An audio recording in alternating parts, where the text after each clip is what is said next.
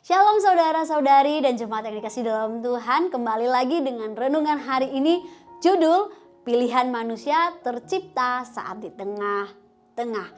Mari seperti biasa kita sebelum lebih dalam lagi masuk dalam renungan hari ini, terlebih dahulu kita satu dalam doa.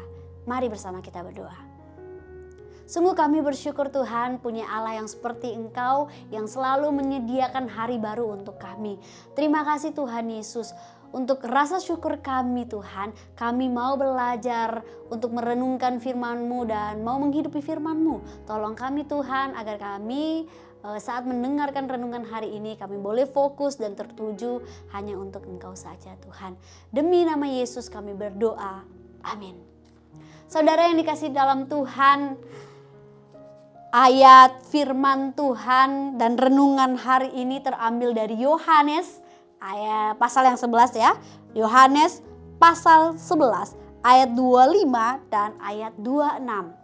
Mari bersama kita membaca. Saya mengajak kita semua untuk baca bersama-sama ya. Yohanes 11 ayat 25 dan ayat yang ke-26. Demikianlah firman Tuhan. Jawab Yesus, "Akulah kebangkitan dan hidup. Barang siapa percaya kepada aku, ia akan hidup walaupun ia sudah mati." Ayat 26.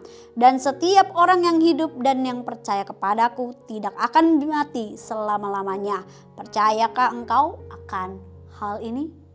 Amin. Demikianlah firman Tuhan. Saudara-saudari dan jemaat yang dikasih dalam Tuhan, dari Yohanes 11 ayat yang ke-25 sampai 26 yang sudah kita baca tadi, mari bersama coba kita bayangkan.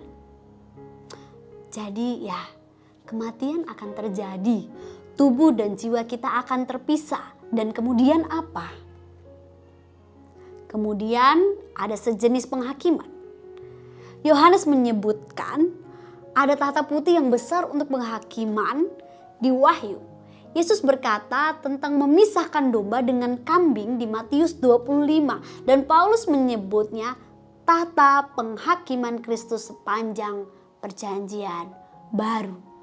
Saudara-saudari dan jemaat yang dikasih dalam Tuhan, suatu hari saudara dan saya, kita bersama akan mati. Roh kita tetap hidup dan hidup kita akan mendapatkan pertimbangan terakhir dari Yesus sendiri. Inilah sebabnya apa yang kita percayai tentang apa yang terjadi saat kita mati, mengubah apa yang kita lakukan selagi kita masih hidup. Inilah sebabnya mengapa kita ingin mengarahkan hidup kita kepada kekekalan. Oswald Chambers mengatakan, pilihan manusia tercipta saat di tengah-tengah, di awal dan akhir tetap milik Tuhan. Keputusan Tuhan adalah kelahiran dan kematian, dan di antara batasan tersebut manusia menciptakan kesulitan dan sukacitanya sendiri. Ini menunjukkan bahwa hidup ini ada di tengah. Dia berkata apa yang kita lakukan di tengah dapat membuat kesulitan atau sukacita untuk kita sendiri.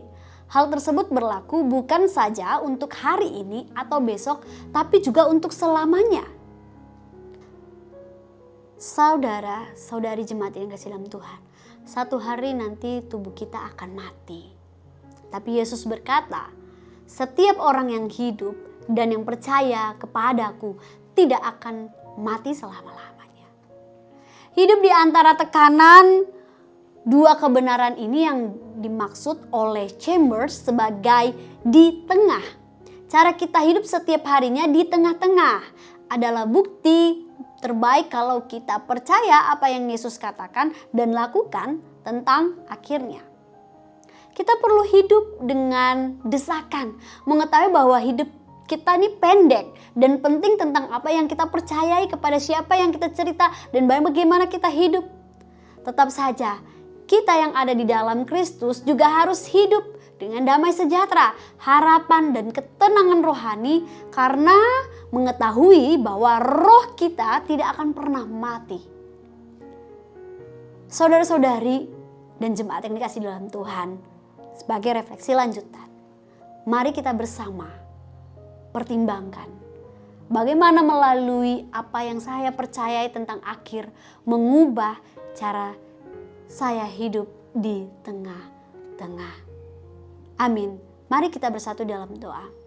Bapa di surga, terima kasih untuk firman-Mu. Tolong kami Tuhan untuk memikirkan dengan sungguh-sungguh renungan yang bersama-sama telah kami dengarkan dan kami pelajari ini Tuhan. Berkati hati kami Tuhan untuk terus memperbarui lewat kebaikan Tuhan, lewat apa yang kami alami bersama dengan Tuhan. Terima kasih Tuhan Yesus, di dalam nama Tuhan Yesus yang kami percaya akan membantu dan menuntun kami untuk menghidupi firman Tuhan yang baru saja kami belajar bersama-sama. Di dalam nama Tuhan Yesus, kami serahkan hari ini ke dalam tangan Tuhan. Amin.